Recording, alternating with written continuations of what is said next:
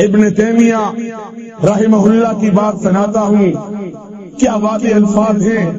کہا لوگ اگر تم مجھے اہل باطل، اہل شرک، اہل کفر کی سب میں کھڑا دیکھو تو مجھے بھی ان میں شمار کرنا، میری گردن پہ کاٹ ڈالنا.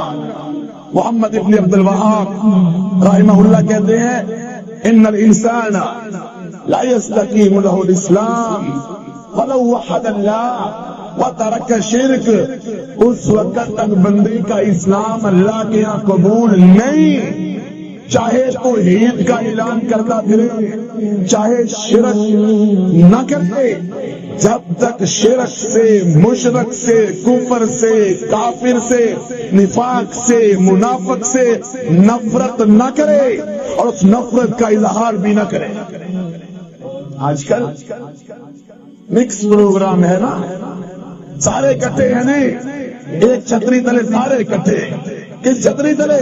قوم کی چھتری تلے، ملک کی چھتری تلے، وطن کی چھتری تلے نہیں، توحید کی چھتری تلے، اللہ کے دین اسلام کی چھتری تلے. عرش عظیم کا مالک اللہ، اس پر ایمان اور اس سے وفاداری کا ثبوت کب ہوگا؟ جب تم طاغوت کے خلاف سر بلند ہو کے آواز بلند کرو گے اور نفرت کا اظہار ہوگا، اظہار حقارت اور اس طاغوت کو مسمار کرنے کا عزم ہی راہ نجات ہے، اور یہی ملت ابراہیم.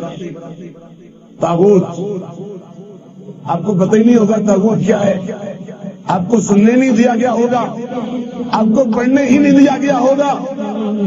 یہ طاغوت غیر اللہ کے نظام کو چلانے والا، یہ طاغوت غیر اللہ کی عبادت کروانے والا، یہ طاغوت اللہ کی عبادت کرنے والوں کو روکنے والا، یہ طاغوت اپنی پوجا کروانے والا.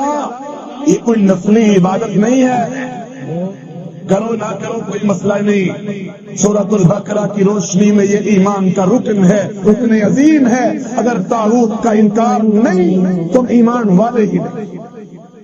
مگر آج اس موضوع کو بیان کرنے ہی نہیں دیا جاتا، اس موضوع کو کوئی بیان ہی نہیں کرتا، بلکہ در پردہ باطل کی ہم نوائی اور باطل کی پردہ پوشی. افسوس ہے توحید والوں کی دشمنی اور طاغوت والوں کی در پردہ حمایت. یہ کون سا دین ہے؟ یہ کون سا اسلام ہے؟